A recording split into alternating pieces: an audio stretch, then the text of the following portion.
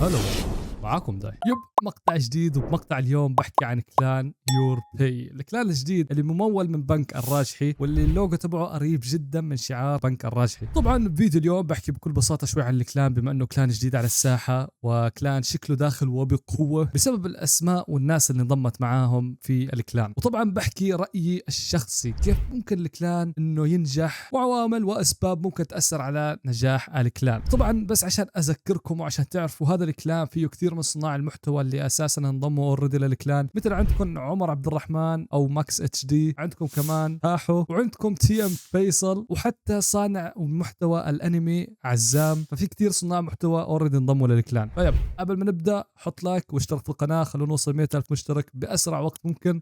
هاي اجمل التعليقات من اخر مقطع، والان خلونا نبدا.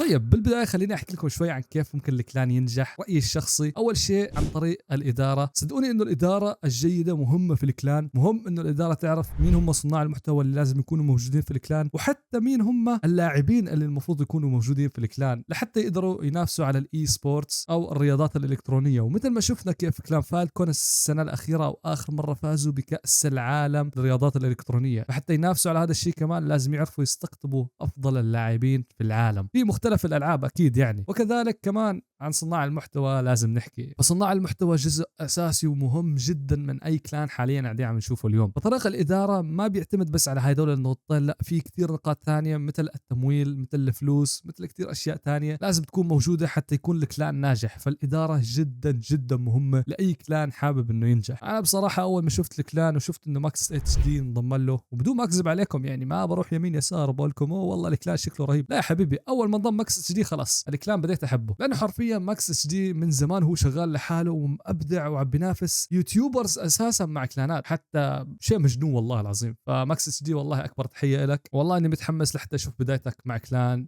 يور باي. طيب النقطة الثالثة كمان واللي بشوفها أنا مهمة من وجهة نظري، واللي هي التناغم بين الأعضاء، بحيث إنه يكون في جميع أنواع الشخصيات في الكلان، ما يكون في نفس الشخصية بالكلان. أوكي طب كيف قصدي؟ خلونا على سبيل المثال ناخذ كلان فالكون كمثال، أوكي؟ وكلان فالكون اخذته بشكل عشوائي عشان ما حدا يحكي لي ليش كلان فالكون مو اي كلان ثاني. اوكي كلان فالكون لو بتلاحظوا فيه كثير شخصيات، فيه الشخصيه الكوميديه، فيه الشخصيه الجاده، فيه الشخصيه مثلا اللي بتعصب بسرعه، فيه الشخصيه الذكيه، فيه الشخصيه الخبيثه. يعني على سبيل المثال عندكم المكسيكي اللي ينوصف بالخبث في كلان فالكون، عندكم على سبيل المثال ابو عمر، عندكم محب الانمي محمد اودن، عندكم الشخصيه المشهوره والنجم الكلان اللي هو بندرتا. في كتير شخصيات موجوده في الكلان، او حتى بندرتا ممكن نحكي انه الجيمر تبع الكلان.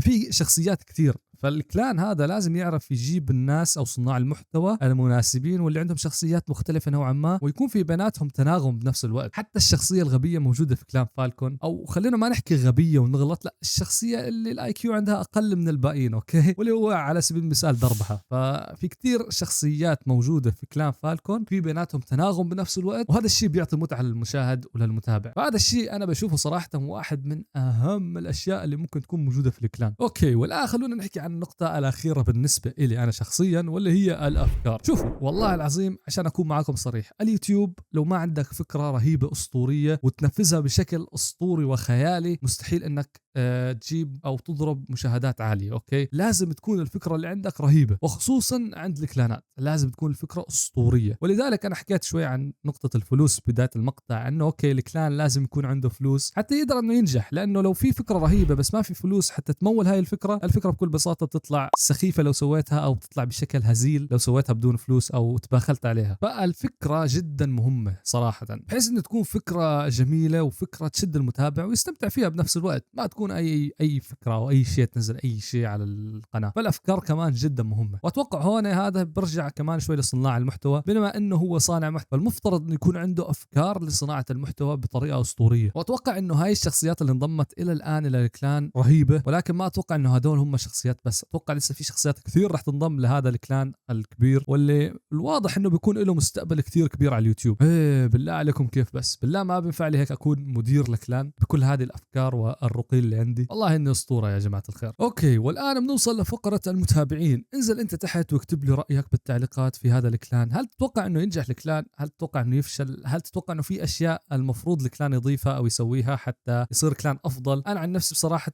من بعد ما شفت الاسماء وشفت البدايه القويه اللي فايتين فيها، اتوقع نجاح اسطوري لهذا الكلان، وانا متحمس شخصيا اني اشوف المقاطع اللي راح ينزلوها. طيب يعني الله يوفقهم يا رب، وان شاء الله تكون بدايه رهيبه كمان بنفس الوقت. وانا سعيد صراحه انهم جابوا شخصيات قديمه مثل عندكم تي ام فيصل، وحتى ماكس اتش دي قديم باليوتيوب ولكنه مستمر. هذا الفرق الوحيد. تي ام فيصل كان عنده شويه سحبات، فانا صراحه كثير سعيد انهم جابوا تي ام فيصل كمان، حتى نشوف اكثر من تي ام فيصل، وان شاء الله يكون نفس تي ام فيصل القديم. وبس والله هذا كان كل شيء معنا لليوم. بتمنى تنزل لتحت على التعليقات تكتب لي رايك في الكلان، وايش تتوقع انه، او لوين تتوقع انه يوصل هذا الكلان. هل تتوقع انه ينجح او يفشل؟ بكل بساطه اكتب لي رايك بالتعليقات زي ما انت حابب، ولكن مثل ما بحكي بالعاده اعكس تربيتك في التعليقات، لا يكون في شتم ولا يكون في اي قذف او سب لاي كلان تاني. اوكي بس والله اصبروا علي، عم بجهز لكم مقاطع لرمضان، صدقوني انها راح تعجبكم، وصدقوني انها راح تكون رهيبه. وحتى اني قاعد بخطط اصور مقاطع مع يوتيوبرز ثانيين، انا متاكد انه راح تعجبكم، راح تكون اسطوريه. فيب